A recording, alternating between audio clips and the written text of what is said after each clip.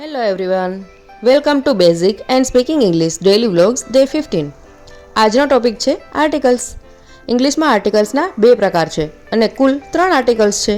Number 1 indefinite article, જેમાં એ અને એનનો સમાવેશ થાય છે, જે અચોક્કસ આર્ટિકલ કહેવાય છે. અને બીજું ડેફિનેટ આર્ટિકલ, એટલે કે ચોક્કસ આર્ટિકલ જેમાં ધનો સમાવેશ થાય છે. એનો ઉપયોગ ક્યાં કરી શકાય? ઇંગ્લિશમાં કોઈ એકવચન શબ્દનો ઉચ્ચાર વ્યંજન એટલે કે ક થી જ્ઞથી શરૂ થતો હોય તેની આગળ એ આર્ટિકલ વપરાય છે. એ આર્ટિકલ ગણી શકાય તેવા નામની આગળ જ વપરાય છે, જેમ કે a pen, a book, a mobile etcetera.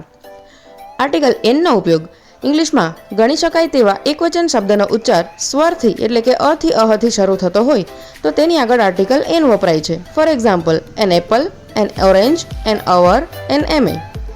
Article ધનો ઉપયોગ ઇંગ્લિશમાં કોઈ ચોક્કસ નામ, વ્યક્તિ, વસ્તુ કે પ્રાણીનો નિર્દેશ કરવા, ચોક્કસતા દર્શાવવા માટે આર્ટિકલ ધનો ઉપયોગ થાય છે.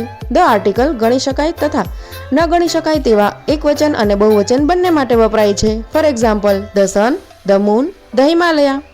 હવે આર્ટિકલ ક્યાં ન વપરાય એ પણ જોઈ લઈએ.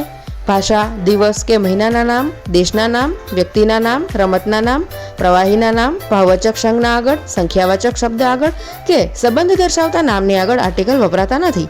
ચાલો પ્રેક્ટિસ કરો. ખાલી જગ્યા પૂરો. ખાલી જગ્યા પેન, ખાલી જગ્યા એક્સરે, ખાલી જગ્યા બોલ, ખાલી જગ્યા ઓર્કેસ્ટ્રા, ખાલી જગ્યા ગંગા, ખાલી જગ્યા રામાયણા. આજના વ્લોગમાં બસ આટલું જ. ફરી મળીશું કાલે નવા ટોપિક સાથે. ત્યાં સુધી પ્રેક્ટિસ કરતા રહો. લાઇક, શેર, સબસ્ક્રાઇબ કરતા રહો. Thank you.